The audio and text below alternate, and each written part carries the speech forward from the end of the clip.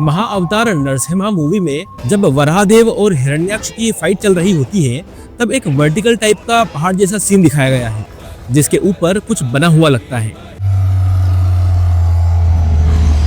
अब डाउट ये आता है कि आखिर ये है क्या? क्या ये सिर्फ मूवी का एक फिक्शनल पार्ट है या फिर इसका जिक्र हमारे शास्त्रों में भी मिलता है? मूवी में बार बार गर्भोदक सागर का नाम आता है। भूमि को गर्भोदक महासागर से निकालने का शीघ्र ही कोई उपाय कीजिए। चाचा श्री ने अकारण ही पृथ्वी लोक को गर्भोदक महासागर में डुबाकर घोर अपराध किया था। हिरण्याक्ष बोलता है कि उसने पृथ्वी को गर्भोदक सागर में डुबो दिया, लेकिन अब प्रश्न ये है कि आखिर ये गर्भोदक सागर है कहाँ और इसमें हमारी पृथ्वी की एग्जैक्ट पोजीशन क्या है? सो बेसिकली कंफ्यूजन यही है कि जो मूवी में विजुअल्स दिखाए गए हैं वो सिर्फ सिनेमैटिक इमेजिनेशन है या फिर शास्त्रों में भी कुछ ऐसा ही डिस्क्राइब किया गया है। सो डोंट वरी, मैं इस वीडियो में ये सब कुछ बहुत ही सिंपल और स्टेप बाय स्टेप तरीके से समझाने की कोशिश करूंगा कि आखिर ये गर्भोदक सागर क्या है, 14 लोक कौन कौन से हैं और ये कहाँ स्थित है और हमारी पृथ्वी कहाँ स्थित है। जब आप आसमान की तरफ नजरें उठाकर देखते हो तो आपको चांद, तारे और सूरज ये सब दिखाई देते हैं, पर क्या आपको पता है कि साइंस के अनुसार ये सब कुछ मिलाकर इस पूरे ब्रह्मांड का केवल 5% हिस्सा है। जी हाँ, सिर्फ 5%। तो फिर बाकी 95% कहाँ है? क्यों हम उसे नहीं देख पाते? और सबसे बड़ा सवाल कि आज के हमारे आधुनिक विज्ञान के पास इसकी जानकारी क्यों नहीं है, और नहीं है तो कब होगी? साइंस कहता है कि हम जितनी भी चीजें देखते हैं, पत्थर, पेड़ पौधे, जानवर, पक्षी, धरती, चांद, सूरज, तारे और दूर दूर तक फैली हुई गैलेक्सी, ये सब कुछ मिलाकर पूरे ब्रह्मांड का महज 5% हिस्सा है। इसका मतलब ये है कि हम असल में ब्रह्मांड को सिर्फ 5% ही जान पाए हैं। बाकी 95% हिस्सा ऐसा है जो हमारी इन आंखों से डायरेक्टली दिखाई नहीं देता और ना ही हमारी सबसे एडवांस टेक्नोलॉजी उसको पकड़ पाती है। इस 95% रहस्यमयी हिस्से को वैज्ञानिकों ने 2 भागों में बांटा है, 68.2% डार्क एनर्जी और 26.8% डार्क मैटर। अब आप लोग सोच रहे होंगे कि आखिर ये डार्क मैटर और डार्क एनर्जी है क्या चीज? इन्हें डार्क इसलिए नहीं कहते कि ये काले रंग की होती है, बल्कि इन्हें डार्क इसलिए कहते हैं क्योंकि इन्हें खुली आंखों से और साइंटिफिक इंस्ट्रूमेंट से हम डायरेक्टली देख नहीं सकते। डार्क मैटर एक ऐसा पदार्थ है जो किसी भी लाइट या इलेक्ट्रोमैग्नेटिक रेडिएशन के साथ रिएक्ट नहीं करता, लेकिन यह अपना ग्रेविटेशनल इफेक्ट जरूर दिखाता है। मतलब कि ये अपनी तरफ दूसरी चीजों को आकर्षित करता है, खींचता है और ये भारी होता है। और डार्क एनर्जी एक ऐसी ताकत है जो पूरे ब्रह्मांड को फैलने के लिए मजबूर करती है। जी हाँ, हमारा ब्रह्मांड लगातार फैल रहा है और वो भी तेजी से। आपको ये जानकर हैरानी होगी कि हमारा आधुनिक विज्ञान शायद कभी भी हमारे ब्रह्मांड के इस 95% वाले हिस्से को जान नहीं पाएगा, क्योंकि ये हमारी ह्यूमन परसेप्शन की सीमा से बाहर है। लेकिन जो चीज आज की तारीख में साइंस के लिए इम्पॉसिबल है, उसका डिटेल्ड डिस्क्रिप्शन हमारे पुराने ग्रंथों में मिलता है।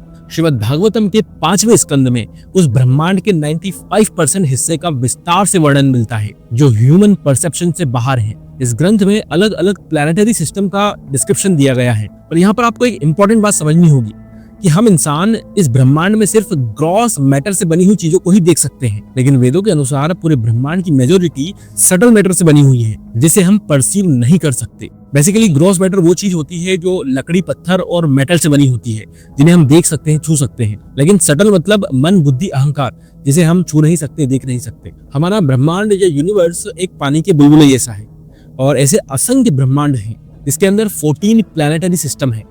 इसे आप एक 14 मंजिली बिल्डिंग की तरह समझ सकते हैं। हर एक प्लैनेटरी सिस्टम में मौजूद प्लैनेट्स उस मंजिल में घरों की तरह हैं। ये 14 प्लैनेटरी सिस्टम 3 कैटेगरी में बटे हुए हैं। पहला है ऊर्ध्वलोक, यानी कि ऊपर के 6 लोक, यहाँ सेलेस्टियल बीइंग्स यानी कि देवतागण रहते हैं। दूसरा है मध्य लोक, यानी कि बीच का एक लोक, इसे भूलोक भी कहते हैं और हमारी पृथ्वी इसी में एक प्लैनेट है। और अंत में तीसरा है अधोलोक, यानी कि नीचे के 7 लोक, और यहाँ पर विभिन्न प्रकार की एंटिटीज रहती हैं। अब जो हमारे ब्रह्मांड का तल है वो गर्भोदक सागर से भरा हुआ होता है।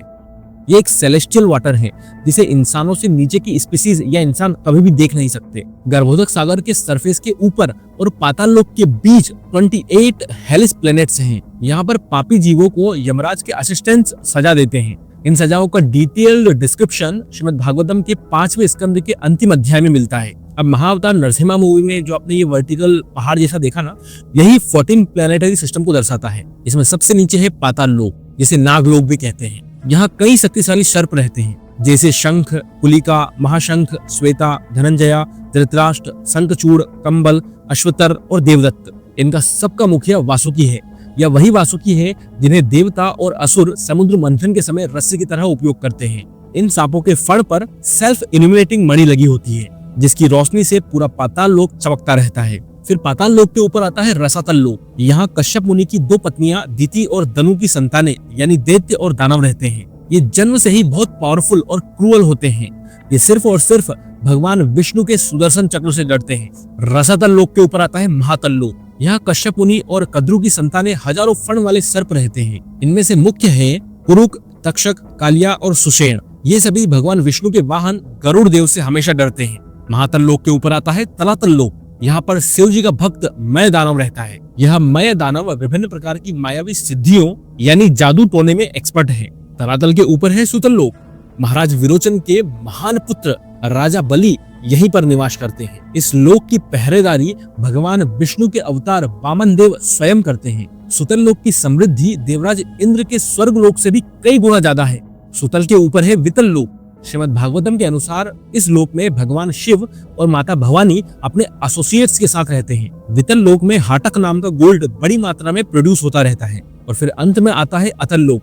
यहाँ मय दानव का पुत्र बल दानव राज करता है। इस बल दानव के पास 96 टाइप्स की अलग अलग मिस्टिक पावर्स हैं। ये सातों अधोलोक मिलकर ब्रह्मांड का 2 बिलियन स्क्वायर माइल्स का एरिया ऑक्यूपाई करते हैं। अब इसके बाद आता है मध्यलोक, मतलब कि अतल लोक के ऊपर है भूरलोक, यह भूमंडल। भूमंडल के सेंटर में जम्बूद्वीप नाम का आइलैंड है। इस जम्बूद्वीप को कुल 9 अलग अलग वर्षों में बांटा गया है, जिनमें से एक है भारतवर्ष, जो जम्बूद्वीप के सदर्न साइड पर स्थित है। जम्बूद्वीप के सेंटर में इलाव्रत वर्ष है। इलाव्रत वर्ष के सराउंडिंग में 8 माउंटेन्स हैं और सेंटर में 4 माउंटेन्स हैं। इन 4 माउंटेन्स की हाइट 10 योजन है और हर माउंटेन के ऊपर एक विशाल पेड़ है। इन चारों माउंटेन्स के सेंटर में सुनहरा मेरू पर्वत है। मेरू पर्वत के टॉप पर ब्रह्मपुरी नाम का एक शहर है, जहां ब्रह्मा जी निवास करते हैं। इस शहर की रक्षा अष्ट दिक्पाल करते हैं: कुबेर, यमराज, इंद्र, वरुण, ईशान, अग्नि, वायु और निश्चति। अगर भूमंडल को ऊपर से देखें तो जम्बूद्वीप को 6 और द्वीप कॉन्सेंट्रिक सर्कल में घिरे हुए हैं। इनके नाम हैं प्लक्ष द्वीप, सालमली द्वीप, कुश द्वीप, क्रॉन्च द्वीप, शाक द्वीप, पुष्कर द्वीप। ये सारे आइलैंड एक दूसरे से सेलेस्टियल बेवरेजेस के समुद्र से अलग हैं, जैसे कि salt water, sugarcane juice, wine, घी, दही और मिल्क के ओशियन। अब भूमंडल के ऊपर आता है भूवरलोक, और इन दोनों के बीच की स्पेस को ही अंतरिक्ष कहते हैं। सूर्य और चंद्रमा इसी अंतरिक्ष में सेंट्रल एक्सिस के अराउंड ऑर्बिट में ट्रेवल करते रहते हैं और भूमंडल के सारे आइलैंड को रोशनी देते हैं। इसके बाद अब हम आते हैं ऊर्ध्वलोक पर, जहाँ पर देवताओं का निवास होता है, जिसमें सबसे पहला लोक आता है भूवरलोक। भूवरलोक में देवता, गंधर्व, चारण और विद्याधर जैसे अलग अलग सेलेस्टियल बींग्स रहते हैं। फिर आता है स्वर्गलोक। भूवरलोक के ऊपर स्वर्गलोक है, जहाँ जीव अपने पुण्य कर्मों के फलों को एंजॉय करते हैं। इसके बाद स्वर्गलोक और महरलोक के बीच में मेरू पर्वत के वर्टिकली ऊपर पोल स्टार यानी ध्रुवलोक स्थित है। इस ध्रुवलोक पर क्षीर सागर है और इस क्षीर सागर में भगवान क्षीरोदक्षाई विष्णु अनंत शेष के ऊपर लेटे हुए हैं। जब ब्रह्मा जी के एक दिन के अंत में ब्रह्मांड में पार्शियल डिस्ट्रक्शन या प्रलय आती है, तब ध्रुवलोक के नीचे तक के सारे प्लैनेटरी सिस्टम्स गर्भोदक जल में डूब जाते हैं। ध्रुवलोक को 14 प्लैनेटरी सिस्टम में काउंट नहीं किया जाता, क्योंकि यह ट्रांसेंडेंटल है और इस यूनिवर्स में ही एक वैकुंठ है। अब ध्रुवलोक के 10 लाख योजन ऊपर महरलोक है। यहाँ भृगु जैसे महान ऋषि निवास करते हैं। महरलोक के 20 लाख योजन ऊपर जनलोक है। जनलोक पर रजोगुण और तमोगुण का प्रभाव बिल्कुल नहीं पाया जाता। यहाँ भी महान ऋषि ही रहते हैं। जनलोक के 80 लाख योजन ऊपर तपोलोक है। जिन ऋषि मुनियों ने भूरलोक में कठोर तपस्या की होती है, उन्हें तपोलोक में निवास करने का अवसर मिलता है। और सबसे ऊपर तपोलोक के भी 120 लाख योजन ऊपर ब्रह्मलोक है। इसे सत्यलोक भी कहते हैं।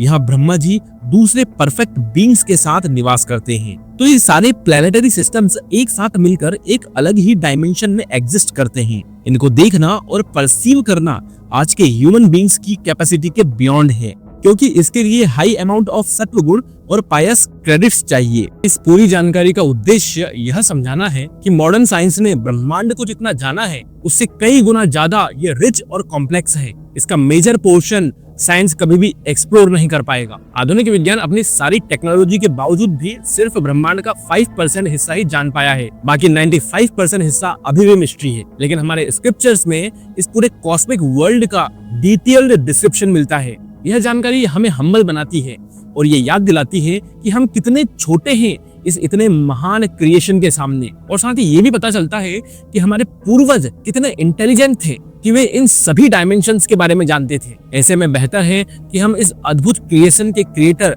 भगवान श्री कृष्ण को नमस्कार करें और अपना पूरा जीवन उनकी सेवा में लगाएं। तो आज के वीडियो में बस इतना ही। सामने आ रहे इस वीडियो को क्लिक करके जरूर देखें। मैं आपसे वहीं मिलूंगा, तब तक के लिए धन्यवाद।